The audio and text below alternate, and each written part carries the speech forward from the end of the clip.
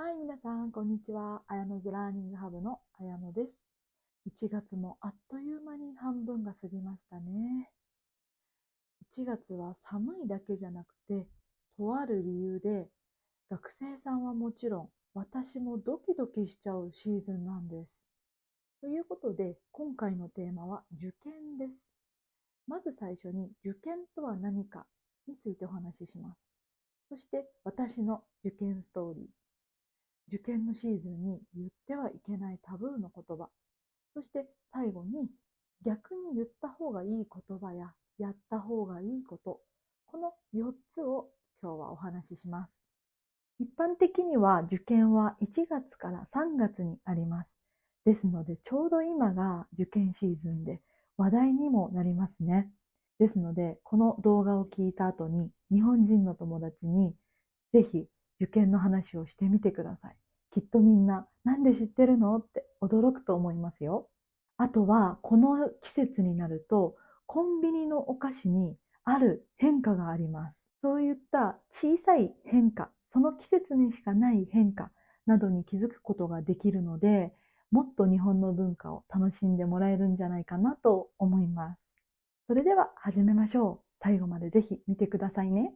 Let's go! 親のずラーニングハブ。今日は1月の11日です。お正月も3連休も終わって、学校、お仕事がまた始まりましたね。で、今はですね、日本では受験シーズンと呼ばれるシーズンです。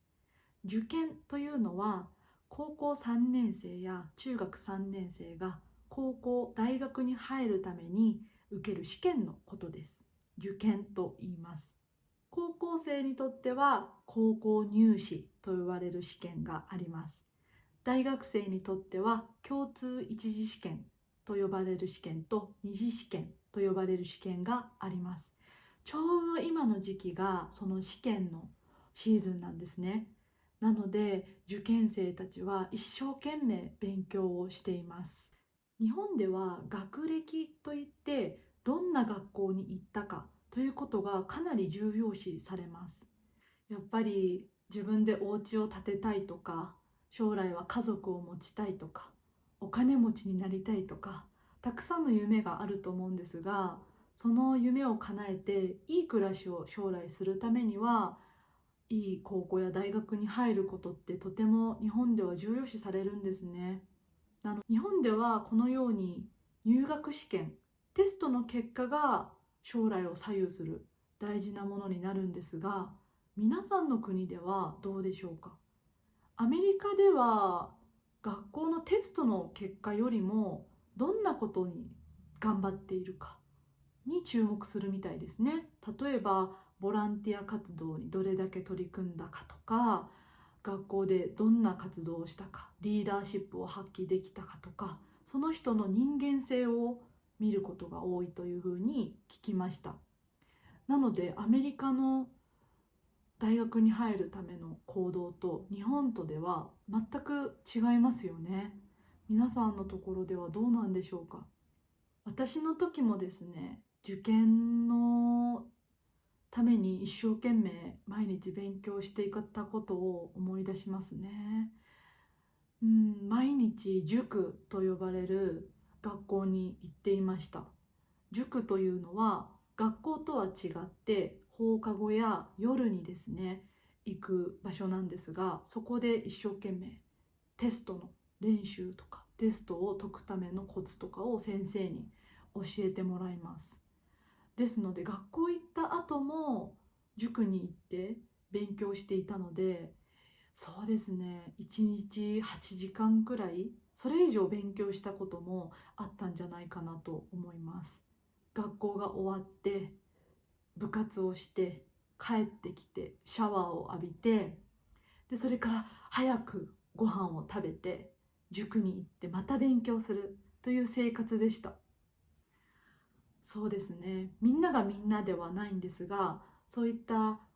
いい大学に行っていい就職に就きたいなという目標を持っている人、そういう受験生は結構そのルーティンでお勉強頑張っている人が多いのかなとは思いますね。で、私の受験ヒストリーなんですが、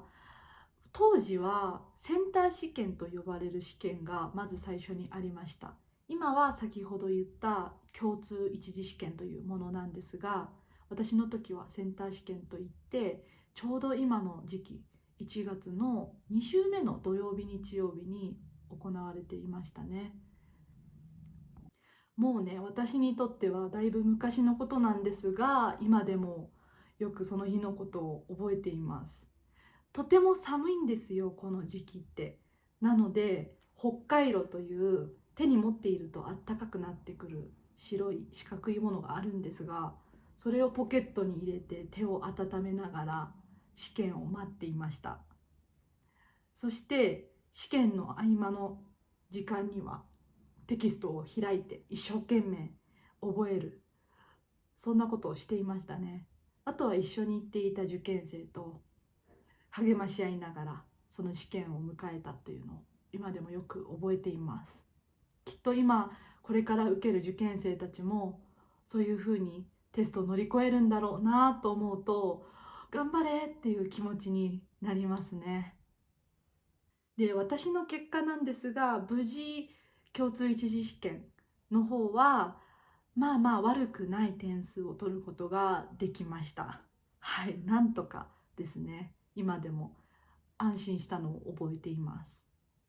でも大学に入るためにはその共通一次試験が終わった後に二次試験というものが各大学であるんですよ。そして私が行きたかった大学の二次試験でですね、私は大失敗をしてしまいました。そうですね、まあ要は不合格だったんですね。なのでその時はすごくショックだったんですが、実は二次試験には前期試験後期試験といって2回チャンスがあるんですね。なので私はもう諦めずに後期試験を受けることにしたんです。そしてその大学の後期試験で無事合格することができました。はい、とってもその大学に行きたかったので、合格ということが分かった時は本当に安心したし、泣いたのを覚えてますね。ですぐにお母さんお父さんに電話をして合格だったよと言って報告したのを覚えています。そして当時私は高校生の時にですね、寮に住んでいたんですが、同じ寮のお友達とパーティーをしました。合格のお祝いです。はい、本当に受験生にとって合格っていうのは特別なプレゼントのようなものですね。はい、そういう大変な受験シーズンなので応援してくれる人もたくさんいました。特に家族や友達ですね。家族は私が勉強している間にちっちゃいおにぎりを作って頑張ってねって言って持ってきてくれたり、お菓子を持ってきてくれたり、そういう風にして励ましてくれました。ドラマとかでもよく見られる光景だと思います。はい、そして友達も受験前になるとお守りといって神社で合格を祈るための小さいグッズがあるんですが、それを買ってきてくれて、頑張ってね合格祈ってるよという気持ちで私にプレゼントしてくれました。そういうお守りをですねたくさん持って受験会場に行くわけです。そのお守りがあるだけで、みんなが応援してくれてる、あとちょっとだ頑張ろうっていう気持ちでテストに臨むことができます。すごいパワーですね。これから受ける受験生の子たちもそのお守りを手に頑張っている子がたくさんいると思います。はい、そして受験生にとってはこのシーズンって緊張するんですよね。落ちたらどうしようとか、そういう不安がいつもあります。なので言ったらいけない言葉、タブーの言葉というものが実在します。はい、皆さんも気をつけてください。それが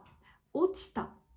という言葉や滑ったという言葉です。ついつい何か例えばですよ、消しゴムを落としちゃったりした時に落ちちゃったって口にしちゃうことってあるじゃないですか。あとはそうですね、たまたま歩いていて滑っちゃったとか、そういった言葉がなぜダメかというと、試験に失敗した時も落ちたって言ったり滑ったっていうふうに言うんですね。なので試験を受ける前にそういった悪いイメージの言葉とか、本当にそうなってしまうんじゃないかという不安にさせるような言葉というのはダメだっていうふうに言ってはダメだというふうにみんな気をつけています。皆さんも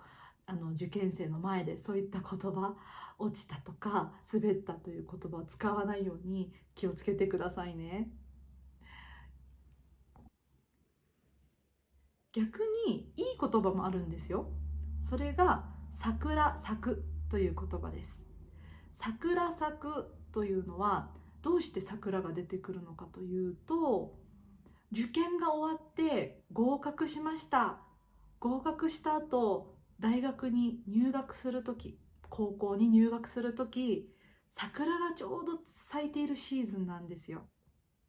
なのでその桜、綺麗な桜をすがすがしい気持ちで見られますようにという思いを込めて、桜咲くという言葉を送ることがあります。はい、とてもいい言葉ですね。いいことを願っているよ、合格を願っているよという願いを込めた言葉です。あとは食べ物にも合格を願うようないい意味を持つ食べ物があります。例えばキットカットです。海外の方へのお土産でも人気のおやつなので知っている方もいるかもしれませんね。キットカットというチョコレートがあるんですが、キットカットっていうのがキットカツっていう言葉と似ているので縁起がいいというふうに言われています。キットカットなので、受験シーズンのキットカットのパッケージを見ると、合格できますようにとか、応援してるよとか、そういったメッセージが書かれているパッケージになっているんです。なのでもしこの時期に日本に行く方はキットカットのパッケージ見てみてください。受験生への応援メッセージが書かれていると思いますよ。2つ目がカツ丼です。カツ丼のカツが win という意味のカツと一緒ですよね。なので勝つ、試験に勝つという意味を込めてカツ丼を試験前に食べる人が多いです。こういったキットカツとか桜咲くとかカツ丼とか、そういった縁起のいいものですねのことを験担ぎと言います。験担ぎ、それをすることでいいことが起こりますようにという願いを込めるおまじないのような意味の言葉です。はい、皆さんの国にもそういったおまじないありますか？何かいいことが起こりますようにというおまじないですね。どうでしょうか？ぜひ教えてください。皆さんも JLPT の試験前とかにキットカットとかカツ丼とか食べて験担ぎをするのもいいかもしれませんね。はい、ということで今日は日本の受験シーズンについてお話ししました。はい、もうこれから受験を控えているみんな、ぜひ頑張ってほしいですね。夢に向かっての第一歩になると思います。緊張もすると思うんですが、今まで頑張ってきたのでね、きっと力を発揮できるんじゃないかなと思います。はい、そんな日本の大事なシーズンなんですが、皆さんの国ではどうですか？受験というものはあるのでしょうか？ぜひぜひコメント欄で教えてください。とても興味があります。では最後まで聞いてくださってありがとうございました。ではまたね。